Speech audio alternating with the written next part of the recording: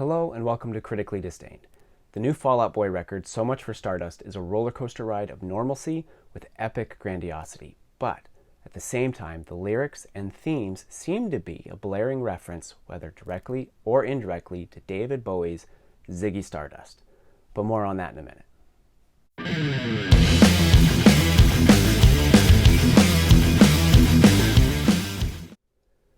Okay, first let's talk a bit about the songs themselves.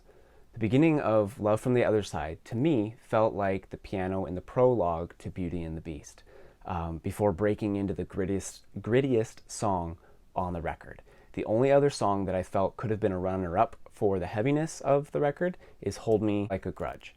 They're both very well done, and if you're looking for a rockier sound from the record, those two songs are going to be the ones that will hit the spot.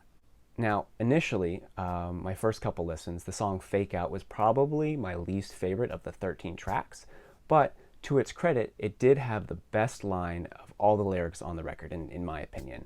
The line being, "We all started out as shiny dimes, but we all got flipped too many times," which I think perfectly encapsulates how people feel about life.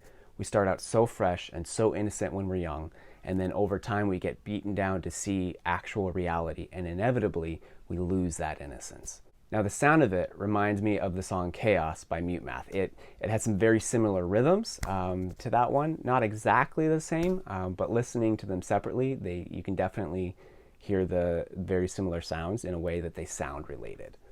Now, the song Iowa was a bit up and down in terms of sound, but I think the most intense parts of the song could totally be a song found on a soundtrack for a big dramatic scene that takes place in the rain.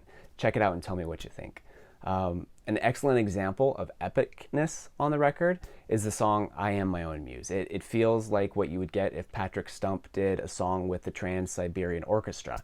Grungy guitars mixed with classical instruments for a big bang of incredible instrumentation, a wall of sound, so to speak. And in one part of the song, there actually is some Queen-style sounding guitars.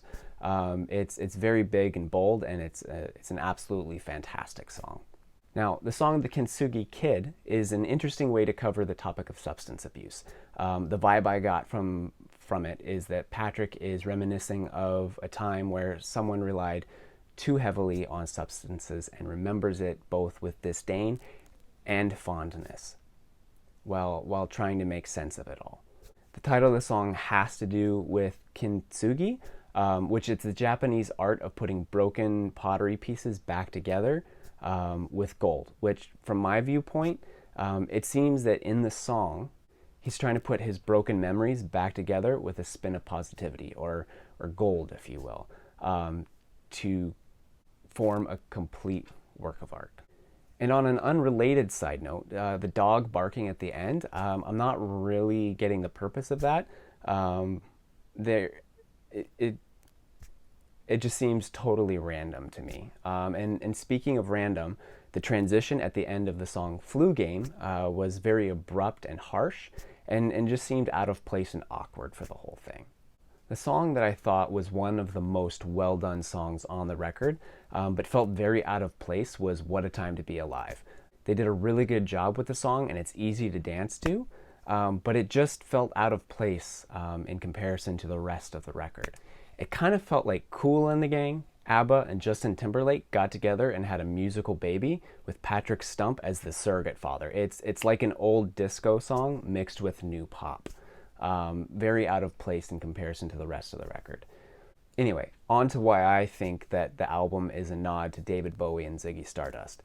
When I first heard the name of Fall Out Boy's record, my first thought was that it could be a reference to David Bowie's album, The Rise and Fall of Ziggy Stardust, but I didn't think much of it beyond that point.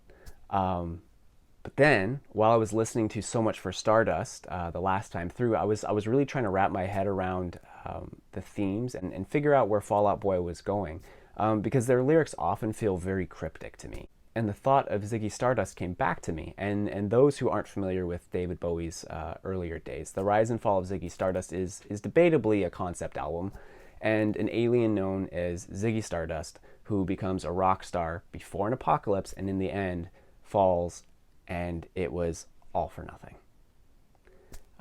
These themes run throughout the whole record. including an apocalypse and including looking back and seeing that it was all for nothing.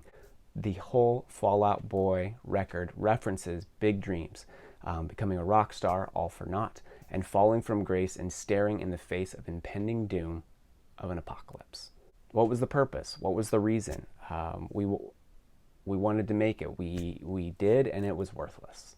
And then, coming full circle, in the title track, So Much For Stardust, we thought we had it all, we thought we had it all, we thought we had it all. That's my theory anyway. I've not been able to find any evidence to that effect, but there are quite a few interviews over the years where Fall Out Boy as a band references David Bowie. So intentional reference to Ziggy Stardust? Maybe not. Subconscious reference? Possibly. What are your thoughts? Valid idea, or am I completely off base? Go and listen and let me know what you think. At any rate, it seems that the band put in a lot of hard work to put out an album that they could be proud of and that the fans could get behind. And I think they succeeded with creating a record that excellently contains all the elements that have made Fall Out Boy a successful group, fusing all eras of the band into one album. If you want rock, it has it. If you want good instrumentation, it has it. If you want to dance, it has that too. Check it out and let me know your thoughts in the comments below. If you like this review, don't forget to hit the like button and subscribe. Thank you for joining us, and we will see you here next time on Critically Disdained. Perfectly encapsulates. That's a hard word to say. Encapsulates, which I think perfectly encapsulates. We start out so young. Of course we start out so young. And